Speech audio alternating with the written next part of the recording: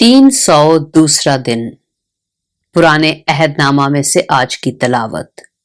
नौहा की किताब, उसका दूसरा बाब, 7वीं आयत से लेकर तीसरे बाब की 39वीं आयत तक। खुदावन ने अपने मज़बा को रद्द किया, उसने अपने मक़दस से नफरत की, उसके कसरों की दीवारों को दुश्मन के हवाला कर दिया। उन्होंने खुदावन के घर में ऐसा शोर मचाया जैसा ईद के दिन। खुदावन ने दुख्तरे सयून की फसील गिराने का इरादा किया है। उसने डोरी डाली है और बर्बाद करने से दस्तबरदार नहीं हुआ। उसने फसील और दीवार को मगमूम किया, वो बाहम मातम करती हैं। उसके दरवाजे जमीन में गरक हो गए। उसने उसके बींडों को तोड़कर बर्बाद कर दिया। उसके बादशाह और उमरा बेशरीयत अक़वाम में हैं। उसके नबी भी खुदावंद की तरफ से कोई रोया नहीं देखते। दुख्तरे सयून के बुजुर्ग खाक नशीन और खामोश हैं। वो अपने सरों पर खाक डालते और टाट ओढ़ते हैं। यरूशलेम की कंवारियां जमीन तक सरनगू होती हैं। मेरी आंखें रोते रोते धुंधला गईं। मेरे अंदर पेचोताब है। मेरी दुख्तरे कौम की बर्बादी के बायस मेरा कलेजा निकल आया, क्योंकि छोटे बच्चे और शीरखार शहर के कूचों में बेहोश हैं। जब वो शहर के कूचों में के जख्मियों की तरह गश खाते और जब अपनी माओं की गोद में जां बलब होते हैं, तो उनसे कहते हैं कि गल्ला और मैं कहाँ है। ऐ दुख्तरे यरूशलेम, मैं तुझे क्या नसीहत करूं और किससे तशबीह दूं। ऐ कंवारी दुख्तरे सयून, तुझे किसकी मानद जान कर तसल्ली दूं, क्योंकि तेरा जख्म समंदर सा बड़ा है, तुझे कौन शिफा देगा।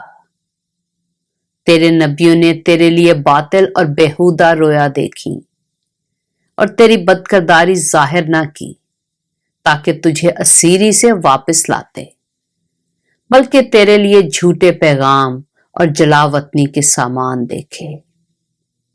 सब आने जाने वाले तुझ पर तालियां बजाते हैं। वो दुख्तरे यरूशलेम पर सुस्कारते और सर हिलाते हैं कि क्या ये वही शहर है जिसे लोग कमाले हुसन और फरहते जहां कहते थे। तेरे सब दुश्मनों ने तुझ पर मुंह पसारा है। वो सुस्कारते और दांत पीसते हैं। वो कहते हैं, हम उसे निगल गए। बेशक हम इसी दिन के मुंतजिर थे, सो आ पहुंचा और हमने देख लिया। खुदावन ने जो ठाना वही किया। उसने अपने कलाम को जो अयाम कदीम में फरमाया था पूरा किया। उसने गिरा दिया और रहम ना किया, और उसने दुश्मन को तुझ पर शादमान किया। उसने तेरे मुखालिफों का सींग बुलंद किया। उनके दिलों ने खुदावन से फरियाद की। ऐ दुख्तरे सयून की फसील, शबो रोज आंसू नहर की तरह जारी रहें, तो बिल्कुल आराम ना ले। तेरी आंख की पुतली आराम ना करे। उठ, रात को पहरों के शुरू में फरियाद कर। खुदावंद के हजूर अपना दिल पानी की मानंद उंडेल दे, अपने बच्चों की जिंदगी के लिए जो सब कूचों में भूख से बेहोश पड़े हैं। उसके हजूर में दस्ते दुआ बुलंद कर। ऐ खुदावन, नजर कर और देख कि तूने किससे ये किया। क्या औरतें अपने फल यानी अपने लाडले बच्चों को खाएं? क्या काहिन और नबी खुदावन के मकदस में कत्ल किए जाएं? पीरो जवान गलियों में खाक पर पड़े हैं।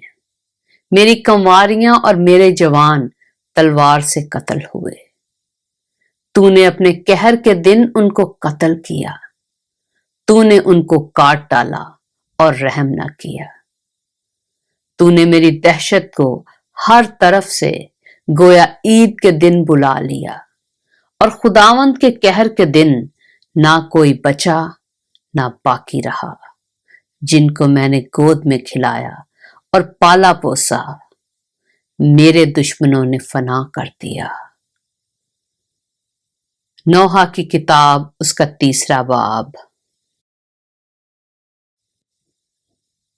میں ہی وہ شخص ہوں جس نے اس کے غضب کے احساس سے دکھ پایا۔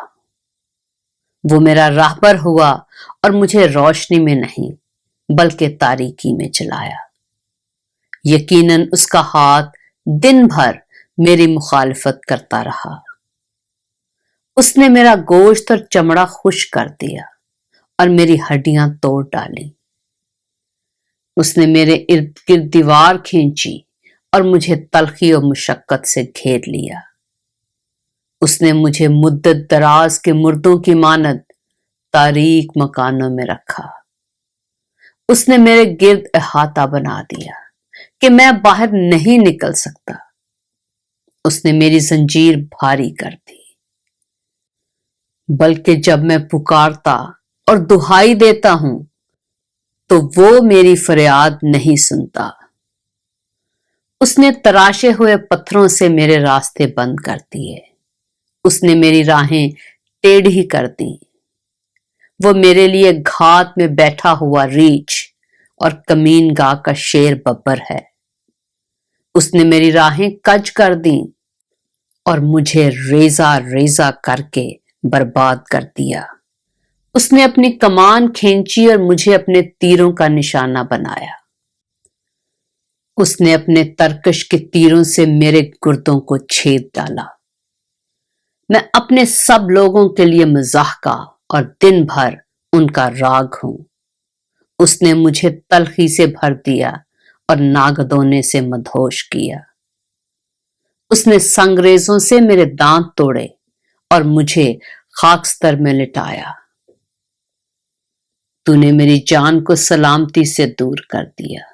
میں خوشحالی کو بھول گیا اور میں نے کہا میں ناتواں ہوا، اور خداوند سے میری امید جاتی رہی۔ میرے دکھ کا خیال کر، میری مصیبت یعنی تلخی اور ناگدونے کو یاد کر۔ ان باتوں کی یاد سے میری جان مجھ میں بےتاب ہے۔ میں اس پر سوچتا رہتا ہوں، اسی لیے میں امیدوار ہوں۔ یہ خداوند کی شفقت ہے کہ ہم فنا نہیں ہوئے، کیونکہ اس کی رحمت لازوال ہے۔ وہ ہر صبح تازہ ہے، تیری وفاداری عظیم ہے۔ میری جان نے کہا میرا بکرا خداوند ہے، اس لیے میری امید اسی سے ہے۔ خداوند ان پر مہربان ہے جو اس کے منتظر ہیں، اس جان پر جو اس کی طالب ہے۔ یہ خوب ہے کہ آدمی امیدوار رہے اور خاموشی سے خداوند کی نجات کا انتظار کرے۔ آدمی کے لیے بہتر ہے کہ اپنی جوانی کے ایام میں فرما برداری کرے، وہ تنہا بیٹھے اور خاموش رہے، کیونکہ یہ خدا ہی نے اس پر رکھا ہے۔ وہ اپنا منہ خاک پر رکھے کہ شاید کچھ امید کی صورت نکلے۔ وہ اپنا گال اس کی طرف پھیر دے جو اسے تمانچہ مارتا ہے، اور ملامت سے خوب سیر ہو، کیونکہ خداوند ہمیشہ کے لیے رد نہ کرے گا، کیونکہ اگرچہ وہ دکھ دے تو بھی اپنی شفقت کی فراوانی سے رحم کرے گا، کیونکہ وہ بنی آدم پر خوشی سے دکھ مصیبت نہیں بھیجتا۔ روئے زمین کے سب قیدیوں کو پامال کرنا، حق تعالیٰ کے حضور کسی انسان کی حق تلفی کرنا اور کسی آدمی کا مقدمہ بگاڑنا خداوند دیکھ نہیں سکتا۔ وہ کون ہے جس کے کہنے کے مطابق ہوتا ہے، حالانکہ خداوند نہیں فرماتا؟ کیا بھلائی اور برائی حق تعالی ہی کے حکم سے نہیں ہے، پس آدمی جیتے جی کیوں شکایت کرے جبکہ اسے گناہوں کی سزا ملتی ہو۔ پاک کلام کے پڑھے اور سنے جانے پر خداوند کی برکت ہو۔